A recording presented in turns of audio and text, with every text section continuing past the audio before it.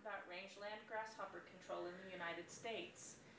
On this board you'll see that I have some information including the life cycle of the grasshopper in pictures, from the egg pod to the nymph, adult, and then the female who's able to finally lay her eggs in the soil. I also have some cartoon pictures depicting issues that residents had, such as the railroads, when the grasshopper bodies would pile up and they would not be able to run. I have a list of the dirty dozen rangeland pest species. Also a 1939 picture of a farmer trying to use bait poison in a spreader. Here I have some of the control methods, which include chemicals such as pesticides, dimilin, malathion, fipronil, carbaryl, poison baits, and aciphates. I have natural control methods such as tillage and grazing management, twice over rotational grazing strategy, which is rotating your livestock so that they don't overfeed a certain area. I also have biological control methods, including natural methods such as insects, birds, and mammals that naturally prey on the grasshoppers. In the 1800s, locusts swept across the nation, eating the farmers' crops, rangeland grasses that fed livestock, gardens, and even clothes on the line. Research shows that rangeland grasshopper and locust control in the United States has evolved and improved over time to balance such factors as cost, efficiency, and impact on the environment. This lecture covers historical locust outbreaks in the United States, grasshopper biology and behavior, and chemical and non-chemical means of grasshopper control. From 1855 to 1877, the Rocky Mountain locust species swept through the Great Plains, displacing farmers and causing famine across the nation. In 1855, it was estimated that 70% of all fruit, grain, and valuable crops, vegetable crops in Utah were destroyed by the Rocky Mountain locusts. The swarms were so thick that the dead bodies on the railroad tracks made it too slick for the trains to run.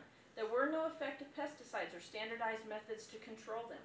People resorted to desperate measures such as dynamite, flooding, burning, and plowing to control them, but that had no effect on the billions of grasshoppers. However, this suddenly came to a halt in the 1890s as this species became extinct. Entomologists found that man had caused the extinction by farming and grazing livestock in its winter refuge areas.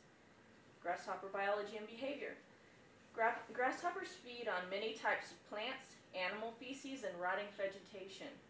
Even when farmers and ranchers actively manage grasshopper numbers, about 25% of rangeland foliage is still lost per year. When grasshoppers eat too much grazing land, ranchers are forced to buy expensive hay to feed livestock and reduce the herd size, thereby raising the cost of beef. The grasshopper goes through three major phases of life: the egg, nymph, and adult. The length and time spent in these phases varies from species to species. Most grasshopper species spend the winter as eggs buried beneath the soil. Female grasshoppers mate during the summer and lay their eggs inside of pods beneath the soil to keep them warm. The eggs remain in diapause, a stunted growth period, until spring when they finish developing enough to hatch. The babies or nymphs molt or shed their skins from 4 to 6 times to reach adulthood. The nymph is called an instar between moltings. You can tell the instar of the grasshopper by its wing growth. Pesticides are most effective between the 3rd and 5th instars of the nymph phase. The average period of time from nymph to adult is 30 to 50 days. A female grasshopper mates 2 weeks after she reaches adulthood because she has to gain enough weight to breed and sustain her eggs. She uses her ovipositor to lay her eggs in the soil. One egg pod may hold up to 90 eggs, and she can lay up to 200 in a season. Nearly all the crop damage caused by grasshoppers in the United States is done by the migratory, differential, two-striped, and red-legged grasshoppers. The 3 major grasshopper groups of species found in Wyoming are the slant-faced, spur-throated, and the band-winged grasshoppers. The spur-throated causes the most damage. Why grasshoppers swarm? During the nymph stage of life, locusts cannot fly and tend to avoid each other. However, as adults, scarce food, close physical contact, and stimulation of the hairs on the back of the legs can cause them to swarm. This behavior is a survival instinct, since locusts will become cannibalistic if there is no other food. Control methods. Seasonal outbreaks are predicted by sampling or counting grasshoppers. Sampling helps a farmer predict outbreaks. Sampling is important because grasshopper numbers are often low enough pesticides aren't needed. Starting in the 1800s, when grasshopper and locust outbreaks caused catastrophic damage, the federal government funded co-ops to sample and treat grasshopper infestations. The USDA used the fixed sample size sampling method, which was a blanket treatment spraying large areas with high doses of pesticides. It was time-consuming and expensive. When pesticides became less expensive, the federal government let the state governments and civilians handle the problem. Lake and Lockwood developed the binomial sequential sampling plan for testing the numbers of rangeland grasshoppers. This method involves sampling a portion of the target area instead of taking numerous samples.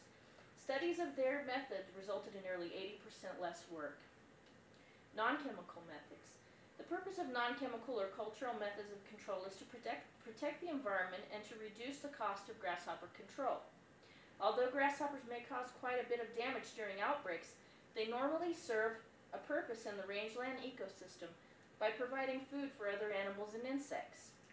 In addition, the use of chemicals can lead to the death of other important insects such as honeybees.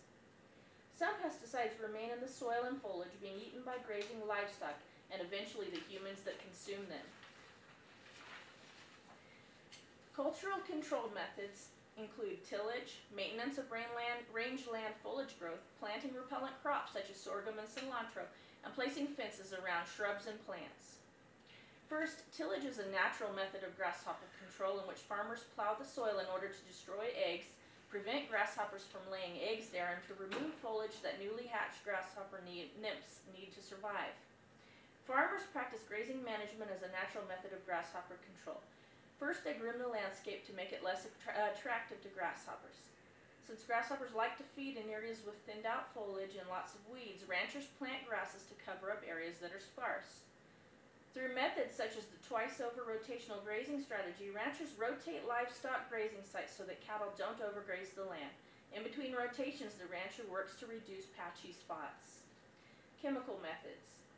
In the early 1900s, poison baits were used to control grasshoppers. Crops and rangeland were the primary focus of treatment. Financial assistance was provided by the state and federal government because the treatment was too costly for individual ranchers and farmers. However, in the 1940s and 1950s, chlorinated hydrocarbon insecticides were invented. These were inexpensive to make and highly concentrated so that very little was needed to do the job. It was easy to make baits out of chlorinated hydrocarbons, and they took effect very quickly. They also lasted longer than previous chemical baits. The three primary chemicals used from 1949 to 1951 were chlordane, aldrin, and toxaphene.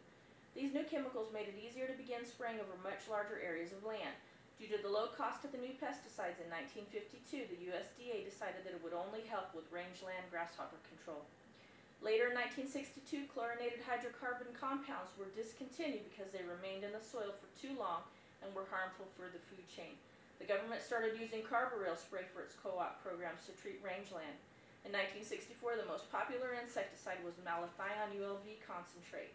This insecticide was effective and highly concentrated. In 1972, improvements were made to carbaryl, and afterwards acephate sprays were created. Poison baits.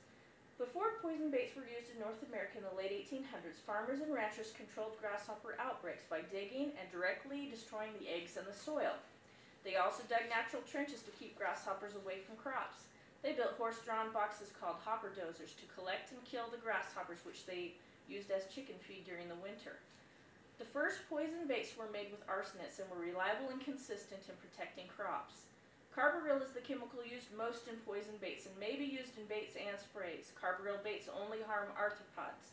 They are less harmful to birds and rodents and can safely be placed near sensitive habitats and grazing livestock. Baits work best when numbers aren't too high and are less effective than sprays. Baits must be eaten while sprays work on contact.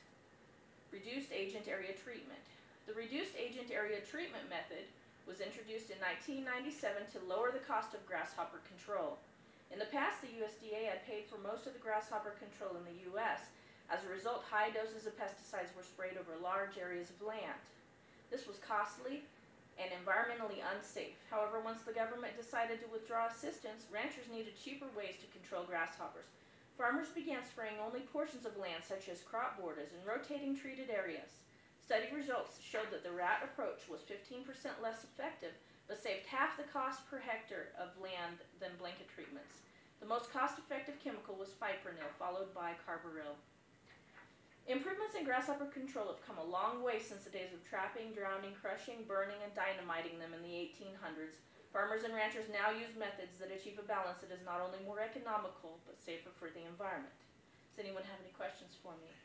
What is the difference between locusts and grasshoppers? The locust is a grasshopper in its migratory phase, and it flies, swarms, and travels long distances, whereas a regular grasshopper does not travel far and it avoids the company of others. What do farmers use to apply pesticides? They still use crop dusters, but they also use pickup trucks with seed spreaders attached. They used four-wheel drive ATVs that spread the baits in rugged areas. Which type of grasshoppers cause the most damage to crops in the United States? Although the Rocky Mountain locust was the worst in U.S. history, the migratory, differential, two-striped, and red-legged grasshopper species caused almost all the damage to crops in the U.S. Thank you.